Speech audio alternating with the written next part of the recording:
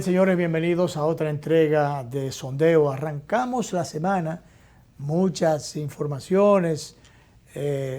Todavía tenemos la resaca sentimental. La resaca sentimental, como tú dices, las expresiones de dolor, de cariño, de solidaridad expresada por el pueblo dominicano en sentido amplio. Tú sabes que eso han sido las tristezas más cantadas y bailadas de la historia republicana. Así es, y realmente hablamos de Johnny Ventura, realmente un hombre que se situó, él era grande de tamaño, sí, pero así de inmenso fue realmente el legado que él dejó a este pueblo. Y además en términos de comportamiento, de ejemplo, de caballerosidad, de generosidad, de humildad, todas esas cosas, cuántas lecciones dejó este gran ser humano en su paso por la vida.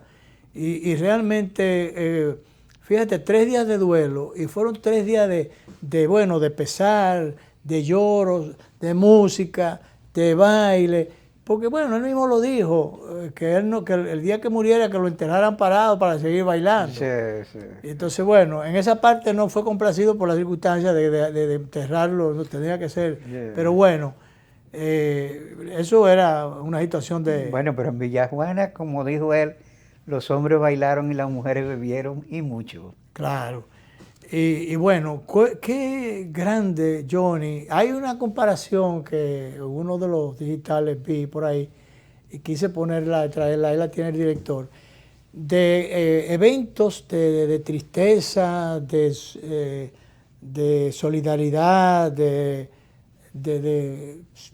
diríamos, de conmoción. De movilización del espíritu popular. Así es, que fue el fallecimiento, el último fue el de Johnny. El primero había sido el de Balaguer, después fue, o primero el de... No, Peña murió primero. Primero Peña, murió primero que Balaguer. Balaguer, Peña, Peña, Balaguer, Freddy Verasgoico y después Johnny Ventura. Sí. Entonces, fueron expresiones populares, expresiones de dolor, expresiones de apoyo y de sentimiento puesto en su mayor expresión del pueblo dominicano. Pero realmente que yo, en mi memoria alcance, son los 3 acontecimientos de pérdidas humanas que más conmoción y que más concentración lograron. Que más impactados. Impacto y demostraciones de cariño, de afecto, por una cosa o por otra. Porque sabemos que Balaguer y Peña Gómez, como los grandes líderes, como todos los grandes líderes, concitan mucha pasión, tenían partidos políticos, pasiones a favor o en contra, claro, en un momento determinado. Pero se ha querido hacer como una comparación. Es verdad, reconozco que son los 4 eventos de tipo luctuoso, si se quiere, que más congregación han tenido, que más repercusión han tenido. Así es. Entonces, pero definitivamente si estamos comparando, en términos de participación de gente, de aglomeración de personas, el de Peña Gómez fue el más grande, el de Peña Gómez. Yeah. Ahora, ¿qué pasa? Que, por ejemplo, el de Johnny tenía más vehículos, más gente en vehículos, tuvo la repercusión de 3 días de música, de puesta de todos esos espectáculos, y además la trascendencia internacional que inmediatamente iba teniendo. Sí. Recordemos que lo mencionó el New York Times. El metro, la parada del metro de Berlín y de Colonia en Alemania. En Alemania lo puso, trascendió a nivel... Dice Luisín Mejía, que lo oí esta mañana en un programa hablando desde Japón, que la música de Johnny, en el momento en que se anunció su muerte, sonó en todo el Estadio Olímpico. Bueno. Entonces, en Japón, sonó su música, entonces, oye qué manifestación. Sí. Entonces, esa es la verdad. Bueno, en el caso de Freddy, que era un artista completo, polifacético, sí, señor. Fue mucha gente también, pero yo digo es concentración a un mismo tiempo. La de Johnny, por, no sé, muchísimas razones, tuvo como más proyección a un mismo tiempo. O sea, el país estaba definitivamente centrado en eso. Las emisoras, la televisora, todo era eso, los periódicos, todo era eso. Sí. En el caso de Balaguer, definitivamente fue mucha gente. Recordemos que en principio lo querían llevar como rápido. Había un militar ya retirado que estaba encargado de eso, que finalmente la multitud cogió y tomó la rienda del cadáver porque querían llevarlo a todo lo que da. Y entonces los reformistas querían que llevarlo, como es natural, para los fines deudos de él, fueran familias o no. Los simpatizantes políticos querían que fuera a pasito lento. Sí. Esa es una expresión. Empezaron a cantar ese merengue. Bueno, a pasito lento. Y entonces ellos tomaron el control de la multitud y bueno, una gran congregación. Y bueno, y en definitiva, 4 eventos sumamente interesantes, pero el de Johnny, que lo pasaron por tantos lugares. Bueno, el Peña Gómez fue en el Centro Olímpico, porque no podían eso hacerlo en una funeraria.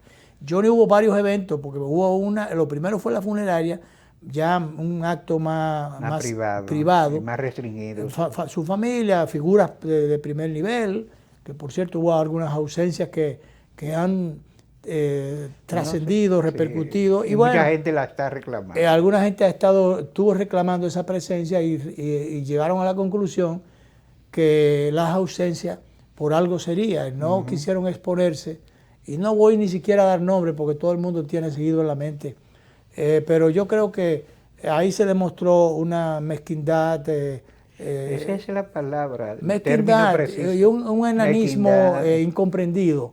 Porque no tenía que ver. Porque Johnny fue una persona que trascendió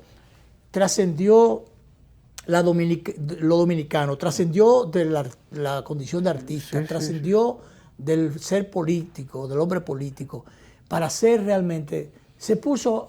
siempre fue un concertador. Pero se puso por encima de unas dimensiones que estaban por encima de... Él trataba siempre de ponerse por encima de las diferencias, pese a que él tuviera su parcialidad. Y él tuvo pocas diferencias. Él no tuvo, yo creo que en sentido general, él no tuvo diferencias con nadie. ¿Tú sabes que me enteré yo recientemente? Que tú sabes que hubo una época cuando surgieron ellos, que tuvieron una polémica muy aguerrida entre Félix del Rosario y Johnny Ventura. Pero la mayoría de arreglos que cantaba Johnny los hacía Félix del Rosario. Oye, en el caso de Wilfrido, que en un momento determinado se lo estaban queriendo poner como una competencia. Sí. No, hombre, yo recientemente vi, por cierto, un encuentro donde estaba Johnny y él, que habían ido, cosas que querían hacer en conjunto. Y la definición que dio Johnny Ventura de Wilfrido, dice de que para mí, este es el merenguero, dice porque era un tremendo, Wilfrido está vivo, gracias a Dios. La dimensión que le daba Johnny Ventura a Wilfrido, por las modificaciones que introdujo, el impacto que causó, y el impacto y todo eso. Y entonces, bueno, él apoyaba todas esas cosas que no vinieran a deformar el merengue, pero que vinieran sí a enriquecer, aportarlo. Y defendió en un momento determinado, creo que él y Wilfrido fue que se fueron a Miami, a Estados Unidos, que sé yo a dónde, a defender el valor del merengue y las condiciones del merengue. Y entonces él decía, pero bueno, que quedamos de los merengueros tradicionales, Wilfrido Vargas y yo y 2 o 3, y que ahora hay qué sé yo cuánto por ahí que se dicen son merengueros. Pero bueno, entonces el merengue no está en crisis. No. Si es así, porque bueno, estamos nosotros y lo que tenemos ahí. Y entonces están todos estos otros que o son merengueros o se hacen llamar merengueros. ¿Sabes que eso de decir que el merengue está en crisis es parte de una conciencia autodestructiva que tenemos los dominicanos? Claro. O el merengue es usado en todas las campañas del Centro y Suramérica. Está causando impacto terrible en Rusia. en toda Europa, en estos momentos merengue. Pero que están surgiendo, como decía el propio Johnny, que lo vi ahí, surgiendo una cantidad de artistas jóvenes que tú me dirás que no tendrán la dimensión de Johnny o de Wilfrido, que no, pero bueno, pero es una muestra de que hay nuevos surgimientos, sí, nuevas expresiones y con todas las modificaciones y todo lo que tú quieras, pero el merengue está vigente, está presente. Sí, sí. Entonces él tenía razón. De todas maneras, él mencionaba a Manny, a una cantidad de jóvenes que han iniciado. Manny Cruz que ha iniciado con buen tono. Y en definitiva. Pero qué hombre, qué inmenso Johnny. Sí, sí. Y bueno, yo me fui al interior, pero le di seguimiento. Y lo cierto es que esto envolvió de una forma u otra a todo el mundo, hasta a los ausentes. Sí. Por ejemplo, yo creo que el Partido de la Liberación Dominicana, que me dicen que emitió un comunicado, yo no lo vi. Tampoco lo he visto. Pero debieron mandar un comunicado, pero ese comunicado mandarlo o no llevarlo, y publicarlo en los periódicos, que se viera, para que se viera presente el partido como organización. Pero debieron mandar una representación. Si el expresidente Medina, que ahora es el presidente del partido, no estaba en condiciones o anímicamente no se sentía animado a estar presente o no quería exponerse, por ejemplo, un abucheo, un gran abucheo, que un pueblo entero, casi entero le abuchara. Entonces, si no quería exponerse a eso, pero señores, hay miles de recursos que él pudo utilizar. Que se pudieron aprovechar. Sí. Como por ejemplo, para presentar sus respetos. Exacto, su respeto, porque ya al hombre muerto, inmenso, que ya murió, entonces, se pudo mandar una representación del Partido de la Liberación Dominicana. Su secretario general, 2 o 3 otros representantes, figuras importantes, incluso algunos personas que no fueran contradictorias o que no confrontadores. Sí, hay muchísimos dirigentes del PLD claro, que pudieron haberse Ventura Camejo. Claro, debieron enviar una representación, Domínguez Brito, por ejemplo. Alguna gente que han sido para los fines, en sentido general, inofensivos, y que son personas que tienen un perfil adecuado, que pudieron. Nosotros venimos en representación de la organización. Decimos esto porque los familiares de Johnny no se lo van a decir. Pero entonces nosotros tenemos que hacernos eco de esa ausencia que se hizo sentir tanto, porque yo no voy a decir que porque hicieran falta, pero porque es que el deber obliga, Daniel. Era su obligación. Es una obligación social. Sobre todo con un hombre que hay unas frases que lo recitaban en latín, que lo citaron incluso los trinitarios: cuando se muere en brazos de la patria agradecida, termina el dolor, comienza la vida. Exacto. Así es, la inmortalidad de Johnny Ventura ha comenzado ahora. Ahora es que comienza. Sí, y que entonces, bueno, porque él estaba militando en otro partido, que es el que fue el desprendimiento del PLD, y que fue el que le evitó que el proyecto de reelección de Danilo se impusiera. Su voz cantó una canción que compuso. Claro. Breve, entonces, pero impactante. Y que entonces, bueno, su voz, que eso fue para la Fuerza del Pueblo. Sí. Y entonces la asumió después el PRM. La hizo suya porque sabemos. Sí, eso fue el himno de la campaña. Eso fue el himno de la campaña. El himno final de la campaña. Pero eso fue la voz de Johnny y fue hechura de Johnny Ventura. Y melodizada por Johnny. Por Johnny. Entonces, pero que Johnny no era el político. Bueno, y otra cosa más, que yo no sé si eso es lo que más le toman en cuenta, el hecho de que él políticamente, a un hombre que se estaba situado por encima totalmente de las mezquindades de la política, de esa mañosería y esas cosas vanas de la política, él estaba por encima de eso.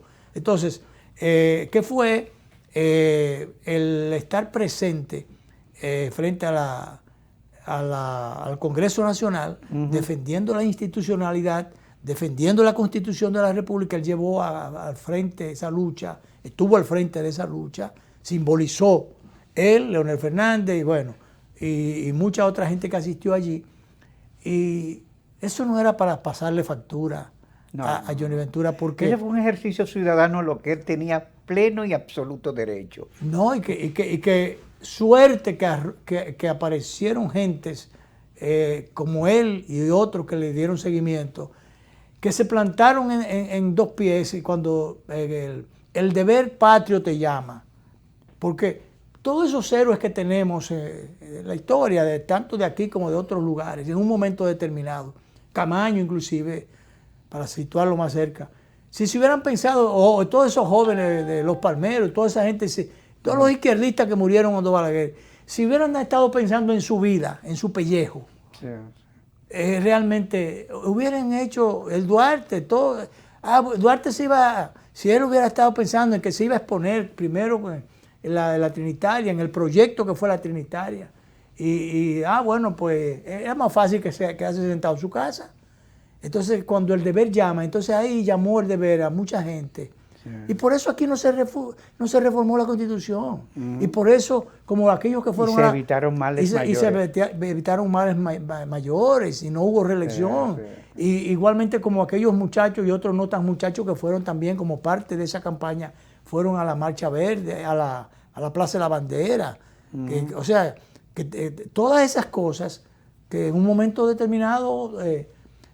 ocurren cuando hay movimientos sociales que están envueltas después por medio de la política, porque si de eso se trata, entonces nosotros tenemos al contrario, es prestarle nuestros respetos a quienes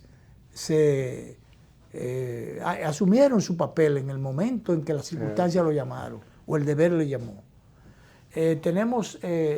Mira, no debemos dejar de anunciar que tenemos 3 medallas olímpicas, que sí. No es cuantías menores. Sí, vamos a entrar en deporte ahorita, Danilo. Para terminar ya con el caso de Johnny. Con Johnny, sí. Hay una palabra de doña FIFA, sí. Su esposa, viuda hoy. Vamos a ver si tenemos algo de eso. Matrimonio de 50 años. 51, ya. Iban a cumplir 51. Sí. Director, mira a ver si tenemos eso.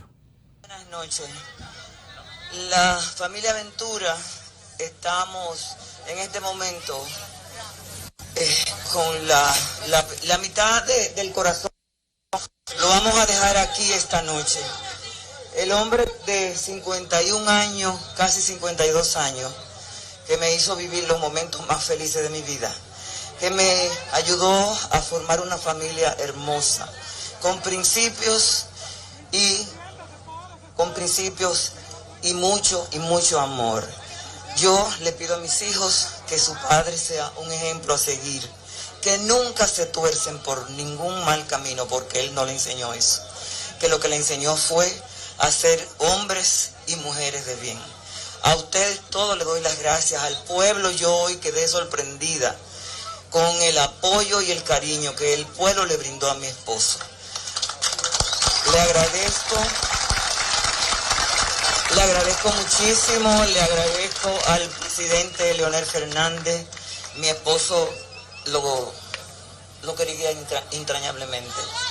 Le agradezco al Congreso por el bonito acto que le hicieron a Johnny ayer, a la alcaldía, en nombre de la alcaldesa, gracias también, y al excelentísimo presidente de la República, darle las gracias por el apoyo y todo lo que nos ha dado a la familia Ventura. Señores, buenas noches y muchísimas gracias por acompañarnos hasta aquí.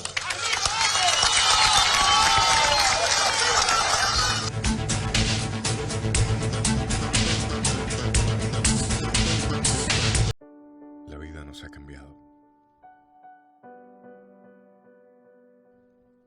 Algo sucede en el mundo.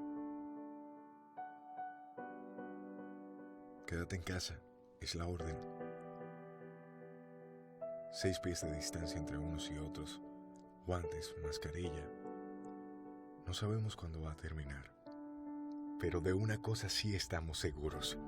Seguiremos despertando sonriendo al sol, pensando que este es otro gran día para todos nosotros y los nuestros. Pueden pedirnos estar a kilómetros de distancia, aún así, desde cada hogar y con cada taza, seguimos unidos por esa costumbre que nos alienta a ver un mejor mañana. La vida nos ha cambiado, sí, pero lo mejor de lo nuestro, eso siempre permanecerá.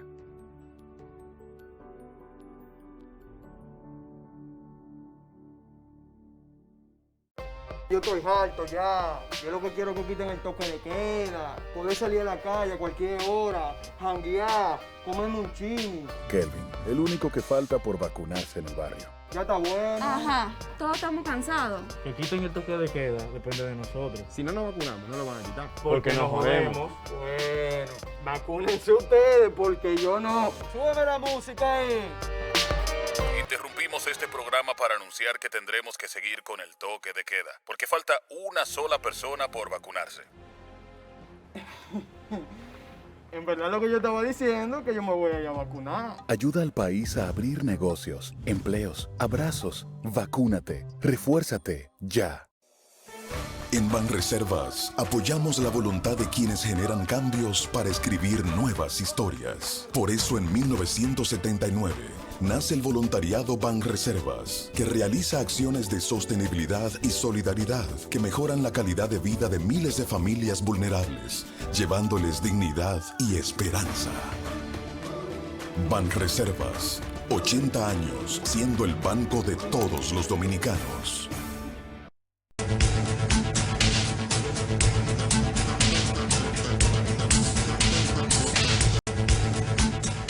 Bueno, Danilo, hay un temita que le concierne a muchos dominicanos, especialmente a aquellos que, bueno, a los que menos pueden, que no tienen la garantía de una seguridad social, de un seguro que les funcione, y de una asistencia y de unos servicios que les son negados muchísimas veces, o la mayoría de las veces. Entonces, hay muchas inquietudes en esa dirección. Aquí están planteando que exista un solo seguro de salud. Yo estoy de acuerdo con eso, porque, y si no un solo, pero por lo menos que los que hayan sean funcionales y que esto no sea un negocio de los grupos económicos, que no piensen ni en los pacientes, ni en los médicos, ni en las clínicas. Ya, Luis, ahí lo que pasa es que nosotros como sociedad tenemos un defecto, no evaluamos las experiencias pasadas.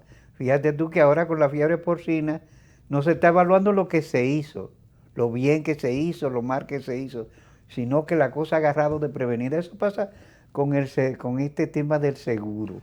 Era previsible que había demasiado codicia en los sectores privados, claro, que pasamos de un seguro público que dejó de funcionar, que fue rapiña de los partidos políticos, a un seguro privado que empezó con eficiencia y que ya se ha convertido en un filón de la codicia de las corporaciones financieras. Y ahí en la codicia se ha quedado todo. Ahí se ha quedado todo y ahí está el problema.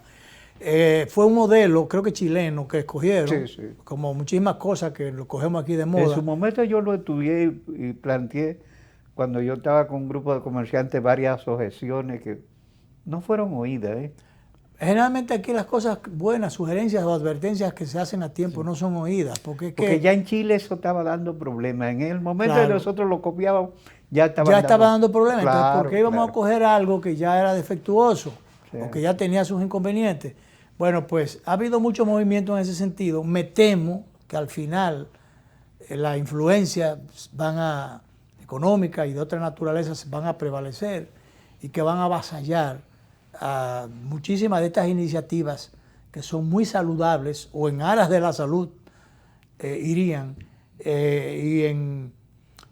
como solución a una serie de contratiempos que no hacen eficiente, no hacen seguro el seguro, o que muchas veces lo hacen lo más inseguro posible. Aquí debe hasta de legislarse. Para ese tema de que los médicos...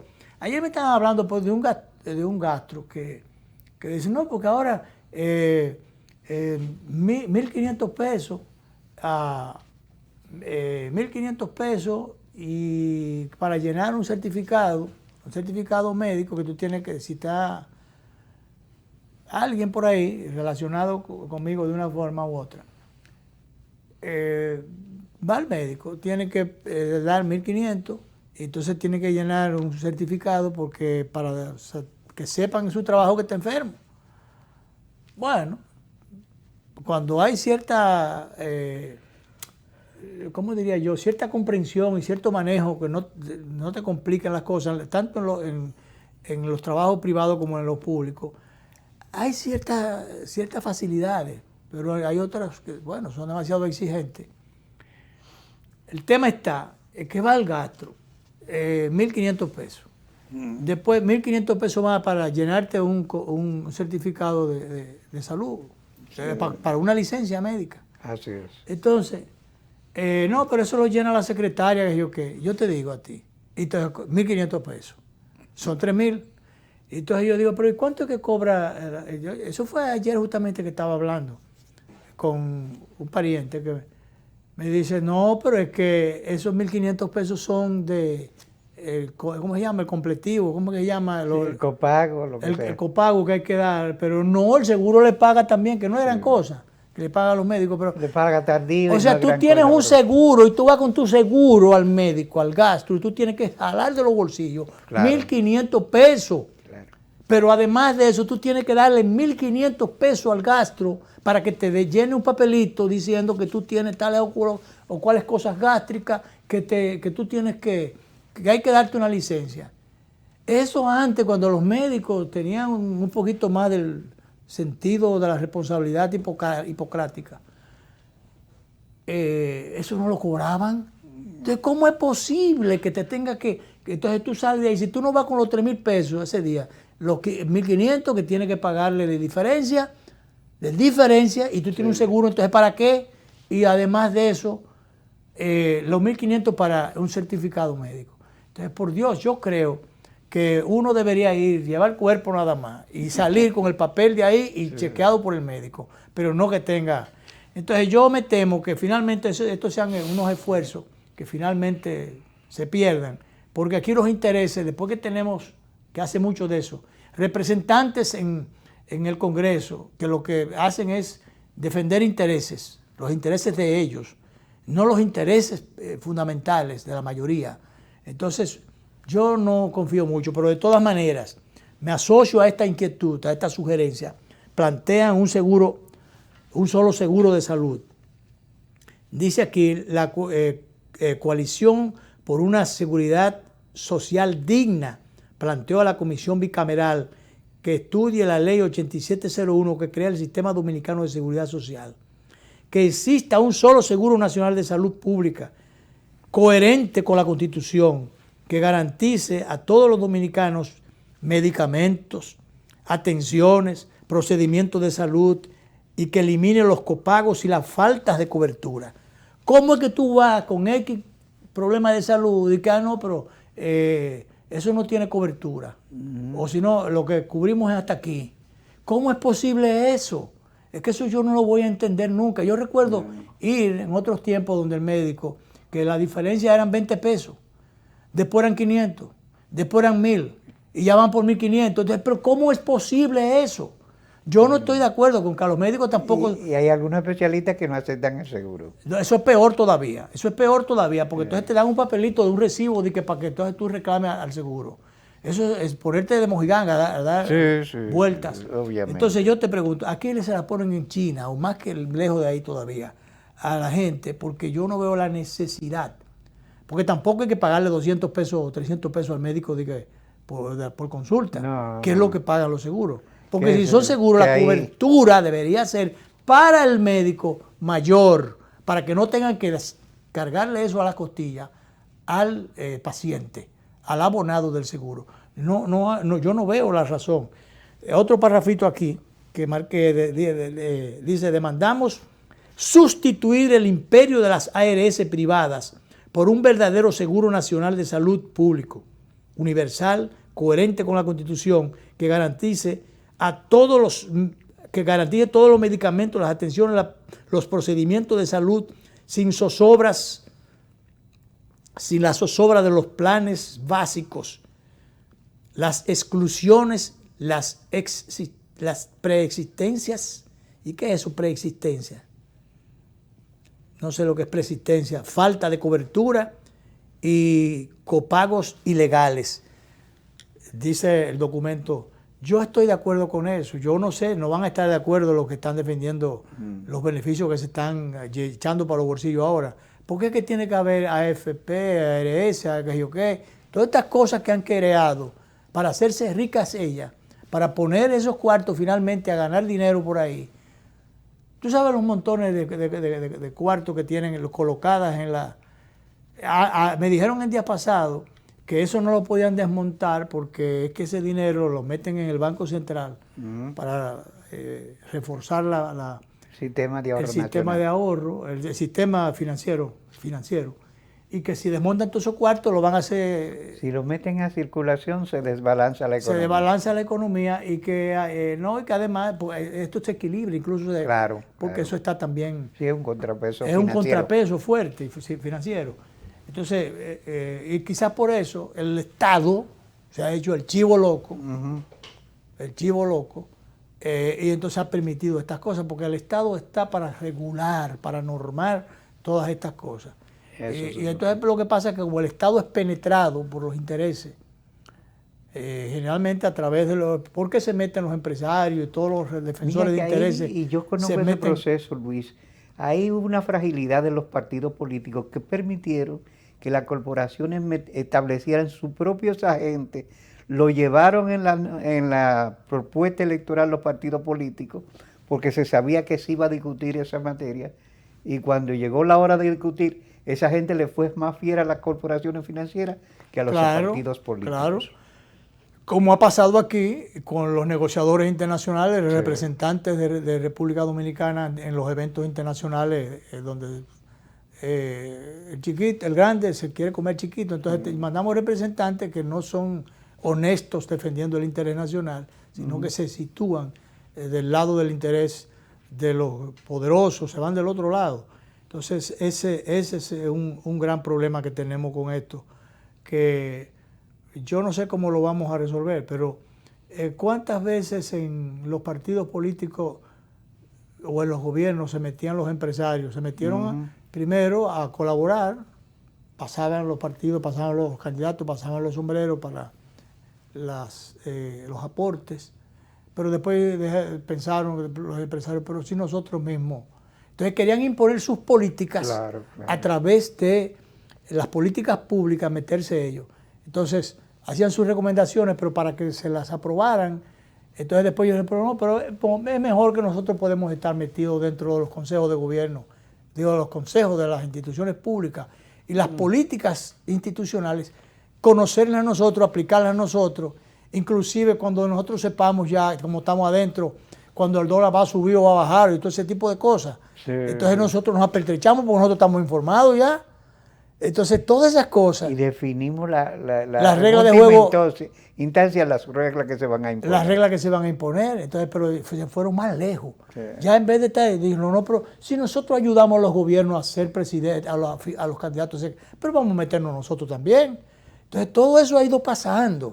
Y aquí se ha ido prostituyendo todo.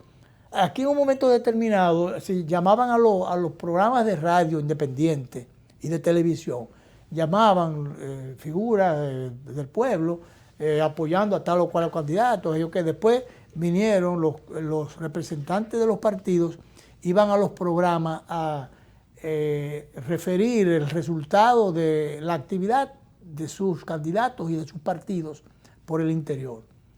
Entonces comenzaron después se crearon programas que ya no con periodistas independientes, sino con representantes de los partidos. Y ahí vino la prostitución, porque en vez de ser 3 o 4 analistas independientes que estén evaluando la situación de por dónde anda, no, eran representantes políticos. Sí, entonces, gente sin oficio en los medios, sino con bregas partidarias. Claro. Y entonces, con agendas partidarias. Entonces, así vinieron y dañaron realmente y prostituyeron los medios de comunicación. Sobre esa base fueron los dirigentes políticos, se metieron en los... Claro. Y entonces después los dueños de emisoras permitieron ese tipo de cosas, buscando rating y qué sé yo. Y ahí la prostitución, bueno, ya se fue ganando terreno. Y ahora ya casi no hay áreas que no estén prostituidas. Todo está permeado por los intereses. Entonces eso es muy, muy, muy lamentable. Pero bien, vamos a ver que... Vamos a la última pausa, director.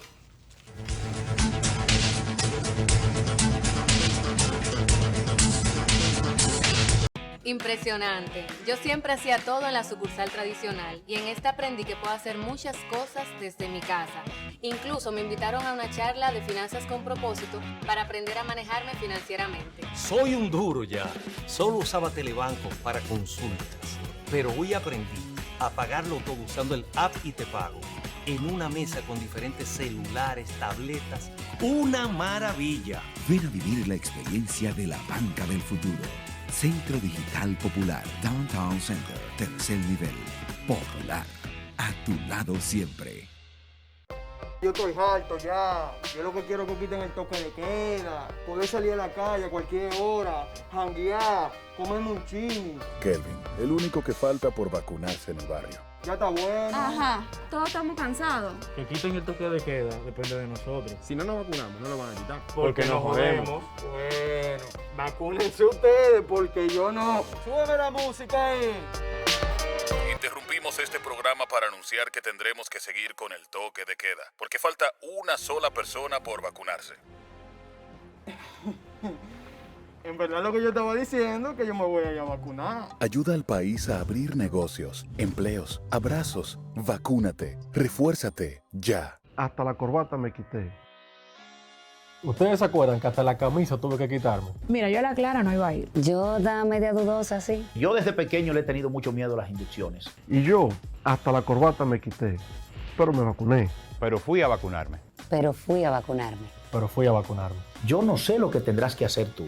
Pero por tu país. Por tus amigos. Por tu familia. Por tus hijos. Por el pueblo. Anímate.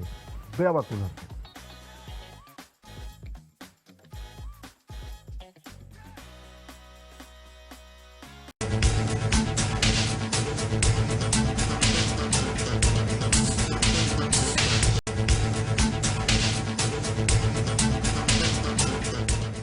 Bueno, Danilo, tú sabes que dentro de todas estas cosas hay un reporte positivo que es con relación al COVID. En julio, recién ido, dice que cerró con cifras oficiales más positivas con relación al COVID-19.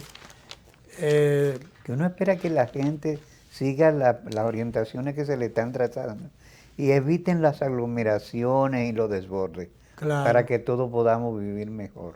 Dice aquí, Danilo, que el Ministerio de Salud Pública enfatiza en continuar con las medidas preventivas. Pero imagínate, hablar a la gente, el fin de semana se promovió una jornada de vacunación. Mira lo que interesante es esto, Danilo, una vacunación nocturna en los centros de diversión. Si la montaña no va a Mahoma no va a la montaña al revés. He oído que en Moca unos empresarios mocanos le están ofreciendo dinero a la gente para que vaya a vacunar. Yo no sé si junto con la cerveza o los tragos de cosas... No funciona, tiene que dejar de beber. Bueno, pero si en los centros de diversión, entonces vengan a vacunarse los que no sean vacunados, pero no sé. Yo tengo un amigo que dijo... Le iba a decir, este fin de semana. No, este fin de semana no voy. Yo lo que sé es que ahí está un operativo, eso es bueno. Eso es bueno. Yo te digo, yo no sé si chocan ahí los tragos. Me dice que sí, que hay que dejar chocan, de beber. Que hay que dejar de beber. Sí. Pero si tú vas a un sitio un colmadón donde están bebiendo, a lo mejor el tigre no se vacune, prefiere morirse y seguir bebiendo. Hay gente que prefiere morirse que dejar de beber. Dejar de beber eso no tiene madre ni maestra. Mira, así va la vacunación. Mira lo que dice aquí, de acuerdo con los datos oficiales. Julio cerró el 2021 el conteo del Plan Nacional de Vacunación contra el COVID. 5.5 millones de personas habían recibido la primera dosis de vacuna anti-COVID. 4.2 millones se habían inyectado. Estamos hablando de... eso fue a julio, entonces... 4.2 millones se habían inyectado con la segunda dosis que contempla el esquema de vacunación. 381.286 se habían inoculado con una tercera dosis y 10.1 millón de dosis aplicaron desde que comenzó 10 millones y 100 mil, desde que comenzó el plan en el 2021. Y 4.2 millones de habitantes estaban completamente vacunados al 31 de julio. 4 millones, pero de 10, ¿faltan cuánto? Se habían completamente vacunado 4.2 millones. El asunto es que falta todavía muchísima gente, porque con Así todo es. y eso, el plan avanzado y todo lo que tú quieras, pero falta muchísima gente. Y se ha hecho un plan, ahí hay que reconocerlo, donde hay puestos de vacunaciones en casi todos los lugares del país. Que no hay que buscar mucho, andar mucho. Algo diferente a los días en que yo me vacuné las 2 primeras dosis, que es que hay muy poca gente en los sitios, en lugares. Yo fui el otro día ahí frente al Supermercado Nacional, el parqueo, ahí me apliqué la tercera dosis. Eso fueron unos 15 o 20 minutos, eso fue de una vez. Sí, sí. Entonces, ¿a ti te falta la tercera? La tercera, yo. ¿Y no cuándo me la te he puesto. toca? Porque vaya ahí Voy a ir un día de esto. ahí supermercado hasta las 4 de la tarde. Sí, Frente al he visto supermercado. una carpa que hay en Sí, el sí, pero ahí supermercado. tú vas y eso es facilísimo, facilísimo. Sí, sí, sí. Entonces, de manera que hago la salvedad para que la gente, para que no se nos pase. Yo esta mañana me mandaron un videito ahí de esta gente que anda robándole las piezas a los vehículos. Eso hay que recordarlo sí, cada es cierto terrible. tiempo. Y esa es- terrible. Sí. Terrible, Danilo. Director, ahí tenemos, mira, ese ciudadano se desmonta de ese carro, fíjate, un Y carro con la lujoso. agilidad que tiene el ladrón. Mira, tú verás, mira, él arranca la primera bombilla del farol de esa jipeta. Esa jipeta está puesta ahí, mira los carros pasando allá al frente.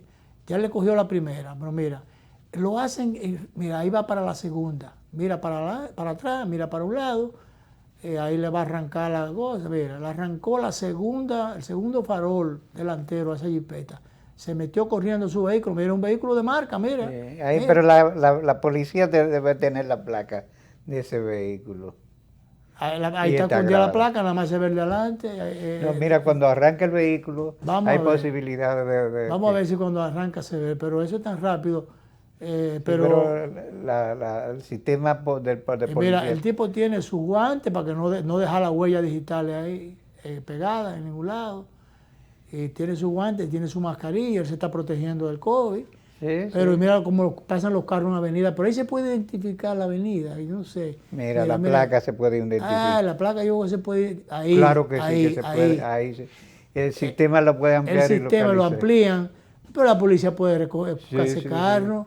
y Si no coger- está preso porque la policía no ha querido. Sí, entonces ahí lo tiene la policía, eso está en las redes, la policía lo tiene, ahí pueden perfectamente, porque ahí está la placa. Sí, sí. Cuidado si el carro robado también, o le ponen una placa falsa, porque también puede ser eso. Pero mientras tanto, lo que se investiga el caso, el director lo ha estado acercando, pero eso se puede. Mira que Tú le el pones- director puede. tú le Imagínate pones- que el sistema de la policía Tú le es más pu- sofisticado. sí, la policía le pone una lupa a eso y eso lo pone el tamaño del monumento de Santiago, la Sí, placa. sí. Entonces, eso es detectable, eso puede. Y a esa gente hay que dar un ejemplo.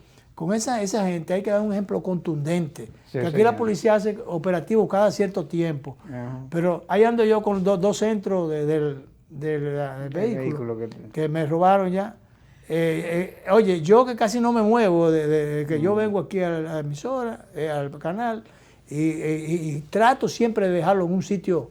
Entonces yo no sé dónde. Cuando estábamos en televisión yo estaba asustado por Sí, porque por ahí en si me Villajuana, iban a ahí- desguazar el vehículo. ahí. Exacto, pero aquí ya donde yo vengo de mi casa al canal Ya. y trato siempre de poner el vehículo en un sitio donde esté más o menos seguro. Entonces yo no sé dónde me llevaron los dos centros eso. Entonces es una cosa. Y los delincuentes tienen una habilidad, fíjate con la destreza que ese tipo desmonta. Pero esos claro, dos pero faroles. con esa destreza porque ellos saben. Y lo rápido. ¿eh? Lo rápido. Entonces, oye, además eso debería tener algo adelante que no fuera. Es que ellos conocen los mecanismos. Ellos conocen, primero ellos estudian el vehículo, las marcas, saben todo. Sí, sí. Igual que la jipeta, la Toyota, la Prado, esa tiene abajo, para meter, tú metes la goma y la subes, la bajas y que yo qué, le pone un candado, pero resulta que ellos por ahí, por tiene una tapita, yo no sé por qué eso tiene que ser tan frágil, ellos cogen, bueno, pero la tapita está adentro, un poquito para allá, pero como está así, entonces ellos vienen, abollan la tapa abollan la puerta del vehículo. Sí. Entonces por ahí meten las cosas y bajan y te roban la goma de repuesto. La cantidad de vehículos recién salidos del taller no, de la casa que yo veía por ahí, de esa marca. Porque yo te digo, ¿para qué tienen que poner una tapita plástica? Póngale una pieza metálica o una cosa. Es que también los vehículos, así como lo hacen frágil para que se dañen rápido y todo. Y entonces es tan caro. Porque antes las cosas duraban tanto tiempo, los vehículos, los carros, la nevera. Yo recuerdo la nevera Nedoca. Cuando mi esposa y yo nos casamos, una neverita Nedoca, que yo. Y bueno, vinieron los muchachos, pasaron ¿cuántos años duramos con esa nevera? Y la donaste tú y después a alguien. Y después que ya todavía dando trote la nevera, se la regalé a una prima mía en Ocoa, yo mismo se la llevé. Y después de eso, esa muchacha usó eso, que no tenía madre. Bueno, nosotros y ahora cada cierto tiempo tú tienes que comprar unos armatrotes ahí que se ven muy bonitos. Se ven muy bonitos, pero a los 5 años se dañan de una vez. Nosotros tuvimos una General Electric que yo crecí mirando esa nevera en mi casa. Y la regalamos en buen estado relativo. Claro, pero bueno. Veo aquí que en la Abraham Lincoln es una pista para Fórmula 1. Volvieron otra vez, como se ha aclarado, se ha despejado un poco. Entonces lo que han hecho es que la han estado utilizando los irreflexivos. Dice aquí, con la flexibilización del toque de queda, poco a poco la Abraham Lincoln recobra su vida nocturna y de fin de semana. Pero esta vez a algunos se les ha ido la mano, porque sábados y domingos a partir de las 7 de la noche la convierte en una pista de Fórmula 1. El ruido y alta velocidad de los vehículos nos transportan a las grandes competencias automovilísticas, a la vista y a los oídos de las autoridades y de todos. En la Lincoln nadie está seguro y al parecer los que esperan es que se maten o que lesionen a alguien para entonces proceder.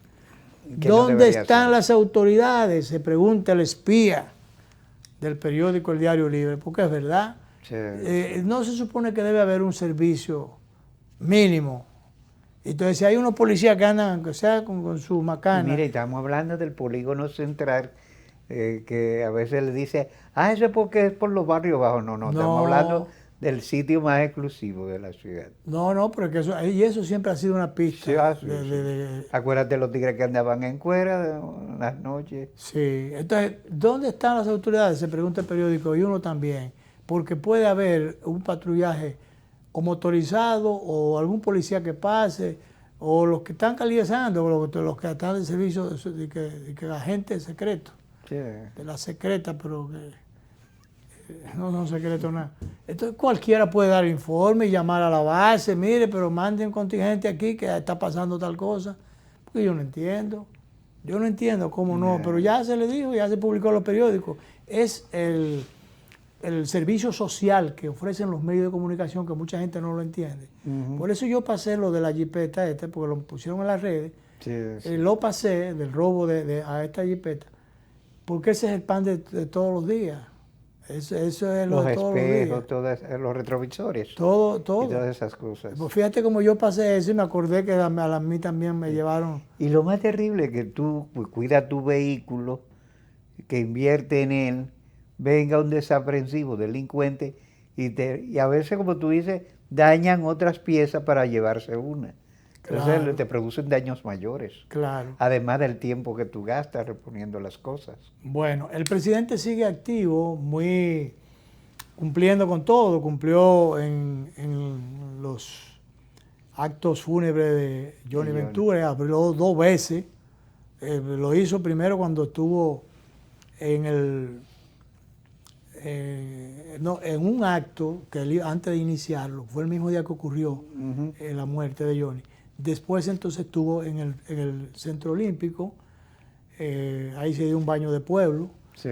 Y bueno, después lo vi por allá por Barahona fue que estuvo ahora, o en Asua. Estuvo en Asua, donde hay un anuncio que él hizo que yo se lo critiqué, que es que anunció una extensión de la UAS para Asua. Señores, hay que invertir, el gobierno debe invertir en el ITLA. La UAS es un fardo muy pesado que cada vez que crece se hace más disfuncional. Que ponga una sucursal del ITLA mejor. Sí, yo creo que sí. El ITLA para la región sur, no que en Asua. En un punto que sea equidistante para toda la región. Que la gente de Ocoa, los de Asua, los de Barahona, los de San Juan puedan ir. Eso sí puede ser. Porque el ITLA es la apuesta del futuro. Oh, pero claro, ¿cuánta gente no han salido por ahí? Unos toletes, muchachos, que han salido preparados de ahí. Muy preparados. Tremenda obra, Tremenda obra esa, Que hay que seguirle dando estímulo. Porque la UAS es un barril sin fondo. Quise referirlo del presidente porque lo vi muy activo en muchas cosas al mismo tiempo. Entonces aprovechó por allá para pararse en un puesto de venta de chicharrones, que es una y de carne de cerdo. Entonces, bueno, en una hizo el anuncio del apoyo que se le ha estado dando al campo. Dice que el cambio llegó al sector agropecuario y nos falta mucho por hacer, así que seguiremos cambiando para el bien del país. Bueno, eso es político, pero de todas maneras, al campo hay muchas cosas que no están resueltas. Yo creo que mientras él tenga ese secretario de Agricultura... el ministro ha sido un fiasco. Ese ministro de Agricultura... Yo he oído a todos los grupos de productores de cerdo diciendo que esto se ha desatado por incompetencia. Por incompetencia de él. Sin embargo, yo lo vimos con Hipólito, que estaba comiéndose unos chicharrones también, promoviendo la carne de cerdo, que la carne de cerdo no hace daño a los humanos. Eso decía Hipólito y el ministro de Agricultura, los dos. Porque Hipólito cada cierto tiempo le da una manito.